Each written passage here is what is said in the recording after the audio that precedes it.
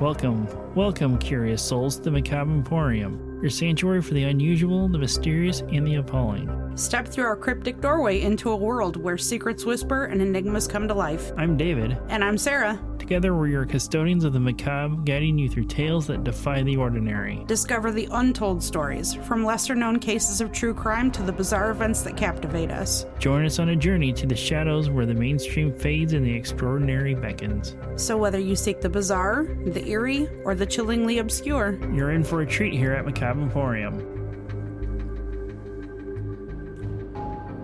Welcome back to Macabre Emporium. This is episode 96. And if this is your first time joining us, welcome! Welcome! So next week, we are going to be going to the Stimson Hospital, which is a private investigation that we had won from the auction at the Dead Time Stories event we went to back in April, so I'm super excited about that. Are you? I said yes. Okay. Are you getting a little bit more comfortable about doing investigations now that we've done a couple more? At the Bell, yeah. Well, anywhere else, no. Well, we can't keep going to the Bell because time's running out on that place. Yeah, I know that.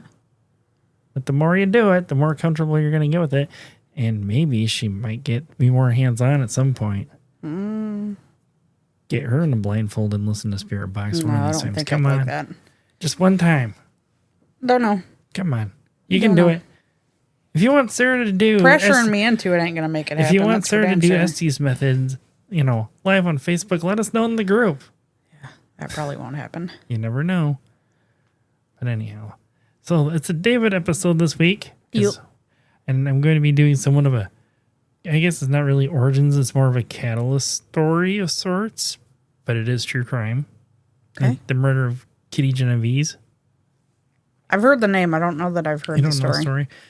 Well, with what happened with her murder, it's what was the catalyst that helped spark 911 coming into existence. Okay. So you ready to get started? Yep. All right, let's get going.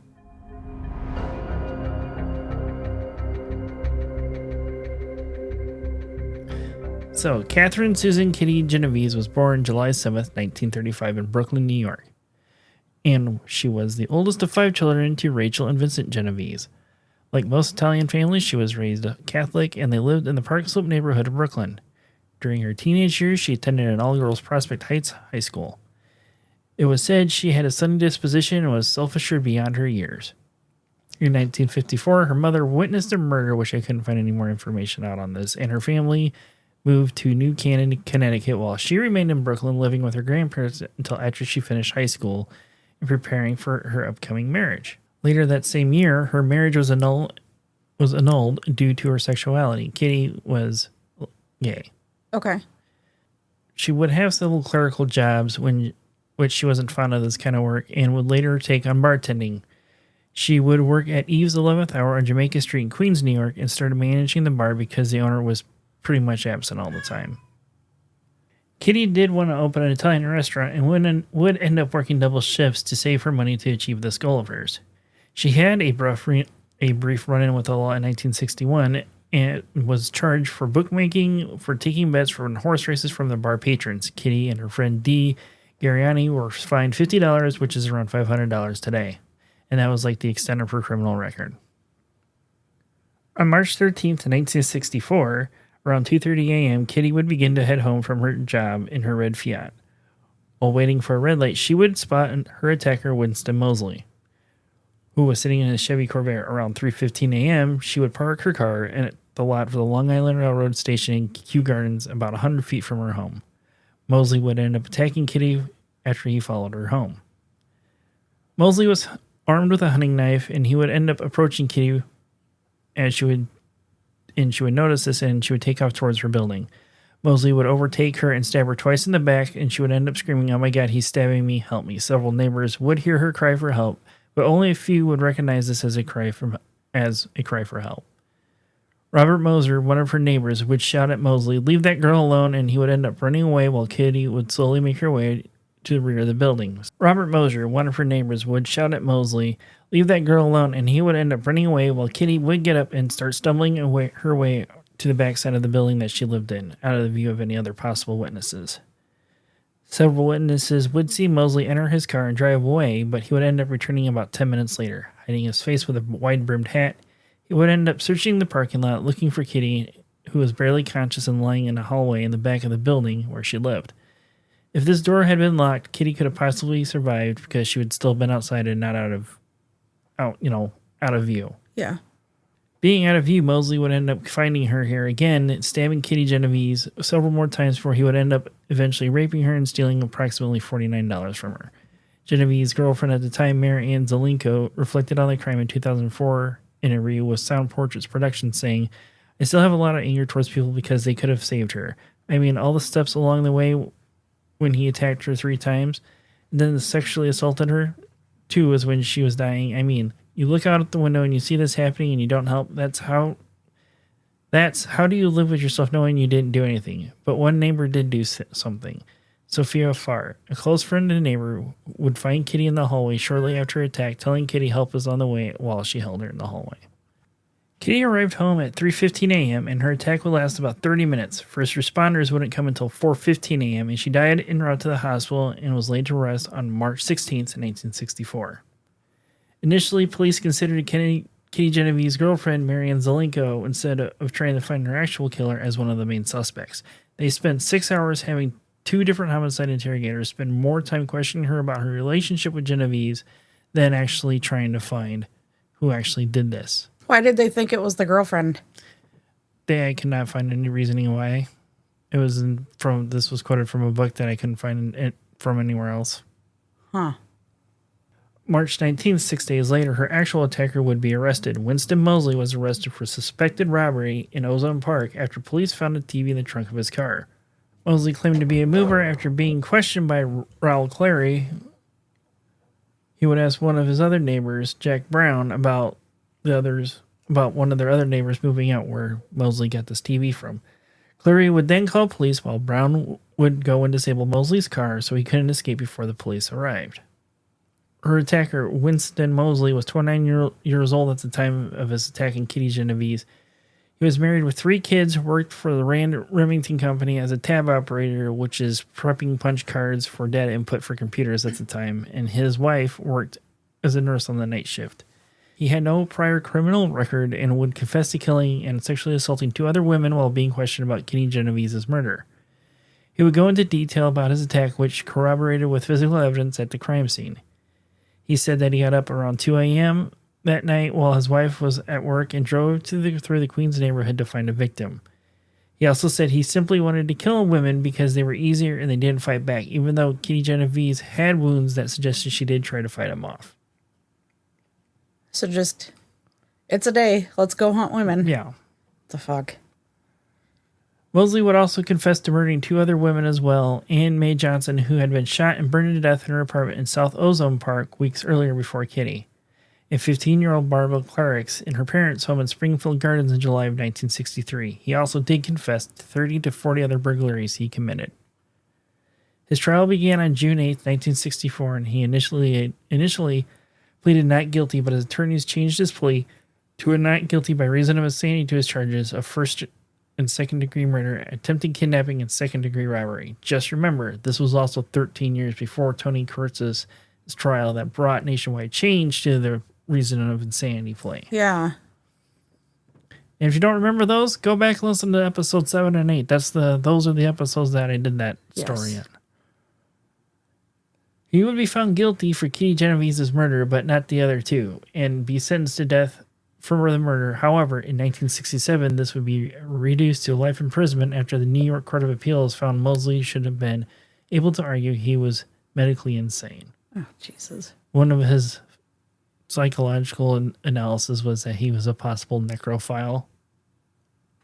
I was like, yep, I'm just going to leave that line alone there, and I'm going to not dig into how that's all comes about and whatnot. I already know, I can tell by the word alone what that means. Mm-hmm. But I don't know, maybe it's one of those macabre stories we can do one of these days. Just kidding. That's not really anything I'd care to deep dive into. Same here. We're going to leave it right there at that. If you don't know what necrophile is, go look it up for yourself. Yeah. Judge J. Erwin Shapiro said at the time of the trial, "I don't believe in capital punishment, but when I see a monster like this, I wouldn't hesitate to pull the switch myself." Mosley would die in prison at the age of 81 in 2016 after being denied parole 18 times. In most parole hearings, he showed no remorse for what he did. He also did try to escape prison at one point in 1968 after a minor surgery from a self-inflicted wound. And he also participated in the Attica prison riots, which might be an episode for me one day. So with that being said, there's the crime.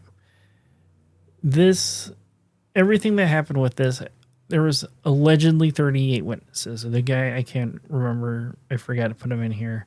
He wrote a book about all this. He actually figured it out. It's around to a few dozen witnesses also. But the New York Times reported it to being 38 witnesses. But like, I seen video of this neighborhood, like of her girlfriend talk about the neighborhood. It was nice. Yeah. It was quiet. Everything, like, it was mostly Holocaust survivors that lived in this neighborhood. Okay. So you already know they're not going to be out there doing a bunch of shit. Right.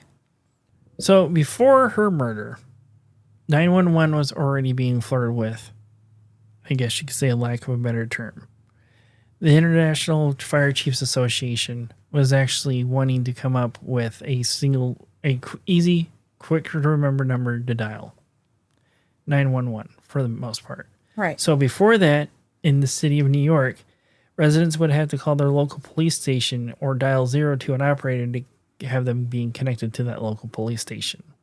So once after they talk to the police about what they need them to come out there for, then they'd have to wait for them to come on their own discretion, basically, at that point. But one of the other factors that why nobody also tried to help Kitty was because witnesses did see her get up and stagger around to the back of the building and out of sight and assumed she wasn't as hurt as bad as she claimed to be from being stabbed. Okay. And, of course, there's also people just assume somebody else would call. They don't want to get involved. I mean, but did they not know back then that you could call and be like, hey, this just happened. Okay, bye. Right. Well, that was one of the things that came up was somebody said that I'm pretty sure my dad had called that night when it happened, but they, you don't know. You don't remember that. One of the witnesses to this crime actually allegedly stood at the top of the staircase and watched her being stabbed, but they said, I didn't want to get involved. And one of the statements that Mosley did make in court was that he was counting on this type of behavior because of how New York City can be, so he can get away with his crimes. How everybody keeps their head down. Yeah. And keeps to themselves, doesn't want to get involved with anything. This case is looked over yearly in schools on all levels of education to discuss the bystander effect, where most people are less likely to help or intervene in a situation where there's other bystander presence. The bystander effect. And this is studied mostly in psychology classes. I was gonna say, I don't remember studying that shit in school. But you're talking college course type stuff. So I know there's not a whole lot on this, but I mean, this is like I said, this is like an origins thing. This is what really got 911 kicked off was this incident here. There's so many witnesses and nobody knows who called or whatever. So that's her murder is what kickstarted 911 to become a more nationwide thing after this. The first 911 call actually took place in 1968 in Haleyville, Alabama. And this call was made by Representative Franklin Fite, the Speaker of the Alabama House of Representatives. And 911 was selected as emergency number for how quickly it can be dialed on a rotary phone and wasn't even established as an area code yet. Huh. So that is why 911 is 911, because you got to remember, for some of us who have actually used a rotary phone, you got to hit that 9 and it goes all the way around, and then the 1 to the 1, and it probably is because it's the very end of the dial and the beginning of the dial.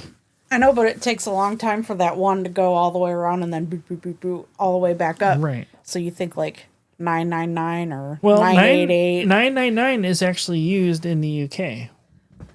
Well, why didn't they adopt it here? I don't, because we have to do everything different. A universal number for police. I understand that, but that's just what AT&T had selected because they are the ones that actually put it out.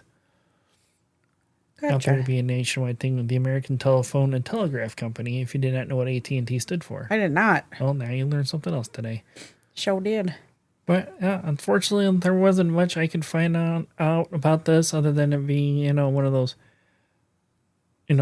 copy paste things from a whole lot of other websites and whatnot that didn't say the same thing over and over again. But with it being that old, it's sometimes hard to find a lot of information. If it's not something like Howard Unruh, for example, stuff like that, there's not a lot of stuff put out there. Like this was, I don't want to say it like this. This was probably one out of thousands of murders that happened in New York City that year.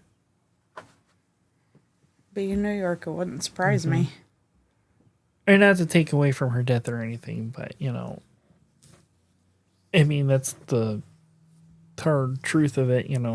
Not a lot of that stuff's going to get a lot of attention like certain other things like Son of Sam did because of what was going on, because almost being the same time period. And honestly, at that time, her being gay probably also that was also made it shy away from being in the news. Yeah, because 3 hours of interrogation, wasn't I said? Or 6 hours. 6 hours, and they were more focused on that than trying to find out why somebody would attack her. Yep.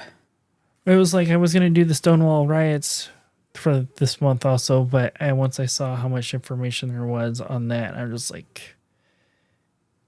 I'm going to need more time on that. So I'll have to do better for Pride Month next year on that one. Yeah. So, we can weed out the people we don't want us listening. Let them hear the story about people getting kicked out of fucking drag queens because, they wanted to arrest them for just doing what they wanted to do. Not hurt nobody. I wonder what drag queen I can write about this time. Yeah. I did Divine last time. Yep. That was a good little episode. Yep. I knew I had heard the name before, but I never knew the story or that it led to 911 being like what it is today. Yep. Very cool. Very cool. Not cool. I know what you mean by that. So, not much to talk about this episode other than, make sure, come see us on Twitch from time to time. We've been talking about doing some other things on there other than the Lego build that we did not too long ago, where we talked about playing some more game stuff. Yep. But who knows? We'll see what else we got going. Yeah. So until next time. Remember to keep it real. And stay spooky. Join our Facebook group by searching Macabre Emporium. Like and subscribe on YouTube at Macabre Emporium Podcast. Follow us on TikTok at Macabre Emporium Pod. Follow us on Twitter at Macabre Emporium. If you have any stories of the paranormal, your local true crime, or weird history that you would like us to look into and possibly do an episode on, email us at macabreemporiumpod@gmail.com. And remember to follow, rate, review, and share whenever and wherever you can to help us grow our podcast.